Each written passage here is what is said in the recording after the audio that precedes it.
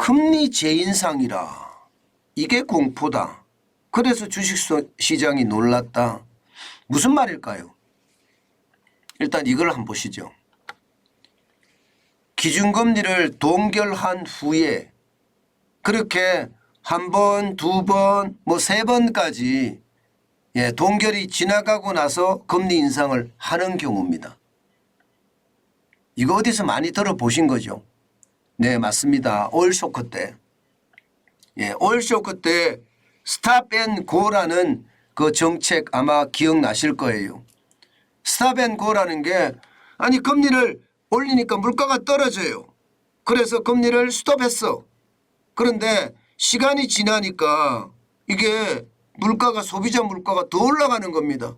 그래서 할 수 없이 금리를 다시 올리기 시작하면서 스태그플레이션이 시장 전체를 지배해 버렸잖아요. 저성장의 고물가 말입니다. 지금 호주가 금리 인상을 다시 했습니다. 4.10%까지 올렸는데 이게 동결할 때는 뭐 물가가 더 이상 안 오르니까 동결해야 되겠다 하고 동결을 했단 말입니다. 그런데 지금 상황은 정반대로 이어나가고 있습니다. 여기에다 캐나다도 4.75%로 0.25%를 올렸습니다. 캐나다 같은 경우는요. 여러분도 알다시피 한참 동안 말입니다. 금리 동결을 시켜왔습니다. 그런데 금리를 다시 올린다는 이것은요. 어떻게 생각하면 물가가 다시 오른다예요. 물가가 다시 오른다는 것 결국 말입니다. 시장에 굉장히 위협처럼 다가올 수 있다는 거예요. 호주가 3월 4월에 동결을 계속 시켰잖아요. 그런데 다시 0.25%로 올리니까 거기에 대한 두려움이 굉장히 커졌던 거죠. 이게 결국은 말입니다. 스태그플레이션의 조짐이 나온다는 이야기가 되는 건데 이게 자칫 잘못하면요. 전 세계 시장에서 금리를 동결한 후에 다시 재인상하는 그런 악마 같은 저성장 고물가의 어떤 체제에 갇힐까 굉장히 두려워하고 있는 겁니다. 실제 말입니다. 시장에서도 그 두려움이 그대로 나타났습니다. 6월에 미국 기준금리 인상 전망이 어제까지만 해도 20%인데 올라갔습니다. 28.7%로. 0.25% 올린다는 그 분위기가 말입니다. 동결은 여전히 71.3%로 여전히 높습니다. 그렇지만 0.25% 인상한다는 그런 상황도 와 있거든요. 게다가 말입니다. 게다가 6월 달에 미국이 금리를 동결하게 되면 7월 달에는요. 0.5% 금리를 올린다는 그런 시장 전망까지 나와 있는 상태라서 시장의 투자자들은요. 차라리 6월에도 올리고 7월에도 올려라.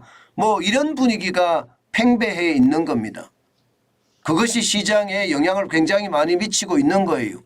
실제로 5.25%의 미국의 기준금리가 그냥 6월에 0.25% 올려라. 그래서 스태그플레이션에 대한 공포는 좀 줄였으면 좋겠다. 뭐 이게 시장의 어떤 전반적인 분위기라고 이야기할 수 있는 거죠. 마치 오일 쇼크 때처럼 스탑앤고 정책이 완전히 실패해서 스태그플레이션을 만들어냈잖아요. 지금이 그렇게 될까 두려워하는 겁니다. 지금은 일반적으로 스탑 앤 스테이 정책이라고 합니다. 스탑 앤 금리 인상은 스톱을 하는데 스테이 고금리로 계속 가겠다는 정책이거든요. 그런데 잘못하면 스탑 앤 고 정책이 다시 이 시기에도 먹힐지 모른다. 그런 생각이 되니까 시장은 깜짝깜짝 놀라고 있는 겁니다. 실제로 말입니다. 기술주 중심의 나스닥 종합지수는 1.29까지 빠졌어요. 171.52가 빠졌고요. 13,104.9로 마감했습니다. 아무래도 기술주 중심이고 그러다 보니까 돈을 빌린 게 많을 거 아니에요. 그러면 금리를 또 올린다는 그런 부담감이 있으니까 아무래도 나스닥은 떨어질 수밖에 없었고요. 대형주 중심의 S&P 500 지수도 0.38이 빠졌습니다. 16.33이 빠져서 4,267.52까지 지금 하락하고 있는 거고요. 예, 여기에 블루칩 중심인 다우산업지수는 0.27% 올라가는데 그쳤습니다. 91.74가 올랐고요. 33,665.02로 마감했습니다. 전체적으로는요. 연준이 금리를 인상할까 하는 그런 공포에 시장이 놀랐다 이렇게 이야기할 수가 있고요. 더 중요한 것은요. 과거 오일 쇼크 때 있었던 스태그플레이션이 재현되는 것은 아닌가 뭐 이런 상황이 오늘 시장 전체를 뒤엎었다 이렇게 이야기할 수가 있습니다. 분명한 것은 여러분 시장의 불안감은 생각보다 커지는 거예요. 부채 한도 협상이 타결이 되고 나서부터는 시장에서는 랠리가 계속될 거다 하는 시장의 전반적인 전망을 뒤로 하고요. 오히려 떨어지는 쪽이 더 많아지는 것은요. 그만큼 시장의 불안감이 크다 이렇게 얘기할 수가 있습니다. 저는 시장의 불안감이 이 정도로 크다면 우리 시장에서도 똑같이 영향을 미칠 겁니다. 그렇지만 제가 여러분들에게 계속 말씀드리는 거 있잖아요. 미국 시장하고 한국 시장은 분리해서 생각해야 된다. 왜냐하면 미국 시장의 어떤 전반적인 기조는요. 뭔가 시한폭탄 같은 블랙스완이 있기는 하지만 안정화의 어떤 궤도에 들어섰다 이런 분위기가 많이 만들어져 있거든요. 그런데 한국 시장은 그렇지 않습니다. 실제 지표들이 아직 회복의 기운을 가지고 있는 지표들이 그렇게 많지가 않고요. 있다고 하더라도 이따금씩 나오는 정도니까 바닥을 확인했다 하기에는 아직 이르다. 게다가 상장사들의 실적이 좋지 않습니다.